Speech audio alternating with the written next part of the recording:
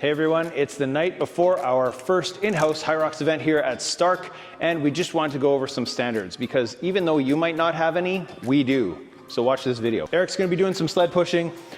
You cannot have your foot on the wall and push off. You gotta be having your feet on the ground to push off. You can have your arms wrapped around like that and use those shoulders to push and fall into it. You can have your hands gripping high on those handles, or you can have those arms straight and lock it out. Any of those is fine. You can trade off with your partner whenever you want, but when you get to the end, there's a tape line here and a tape line at the end. Your sled has to pass that tape line before you turn around and come back. Right, Eric? Correct. Anything else? Nothing else. Nothing else. Okay, Eric's gonna push that sled. Look at him go.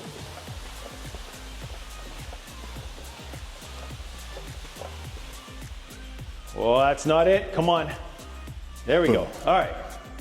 And then he can push back, or your partner can push back. That sled push is 6 lengths in total. So you're going from the start to here, that's 1 length. You're doing 6 of those. All right, so Eric's gonna do the burpee broad jump. So when we're starting the burpee broad jumps, you gotta be behind the line to start those. So make sure you start that burpee broad jump behind the line. Your hands are gonna reach down close to your toes, and then he's gonna jump his feet back. So we don't want to do a rep where you're kind of reaching down as far as you possibly can to limit how many of these burpee broad jumps you have to do. So you're not going to be walking it out there. We want to make sure that you are just touching down. There we go. So Eric's going to drop down behind the line. Hands are close to the feet. He's going to jump those feet forward and get as big of a jump in as he can. Good. So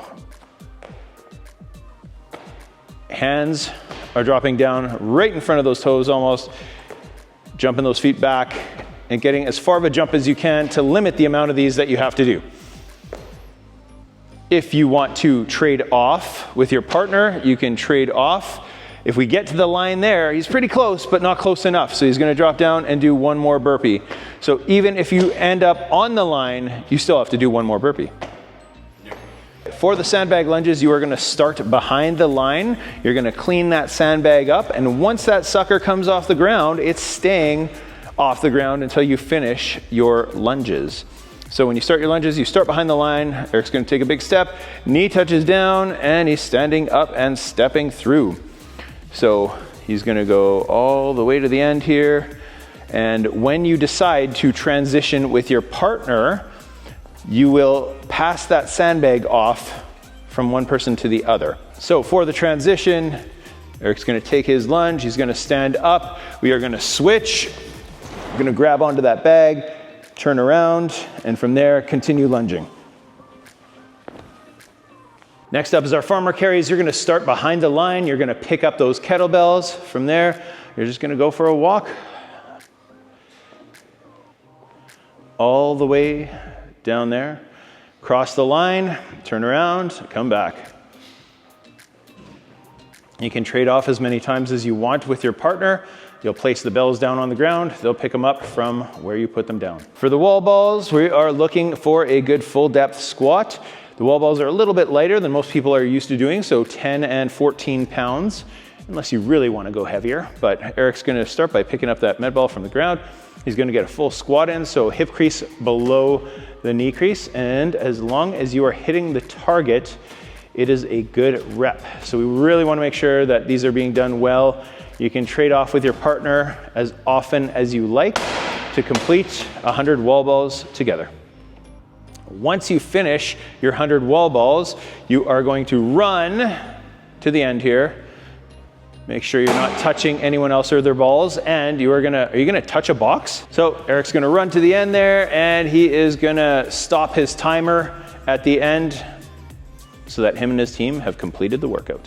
Michaela, do you wanna do a cameo? So for the cardio components, this happens between the movements, the sled push, the burpee broad jumps, the lunges, and the wall balls and the farmer carries. So you and your partner are going to get onto a machine. You're gonna pick whether it's the rower or the skier. You're probably gonna wanna swap every round that you get to the rower and the skier. And you're gonna go for 1,200 meters. So this 1,200 meters is going to happen together. So if one partner finishes and gets to 1,200 meters before the other, they still need to keep moving at a decent pace. Keep going, Eric, keep stroking it. They need to keep moving at a consistent pace until their partner finishes as well. On the cardio equipment, you will both finish together, no matter what. Thank you for the cameo, Michaela.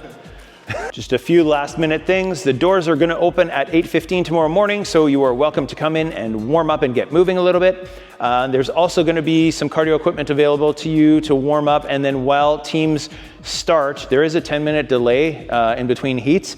So as soon as the team is done their 6 sled pushes, they're gonna be onto a piece of cardio equipment. The turf is gonna be free. So if you wanna continue to warm up on the turf and just kind of keep moving and mobilize, you are more than welcome to do that. I think that's about it. We are excited to have you guys in here for our first in-house HYROX event, and it's gonna be great. So get some sleep, make sure you have a good breakfast, and see you in the morning.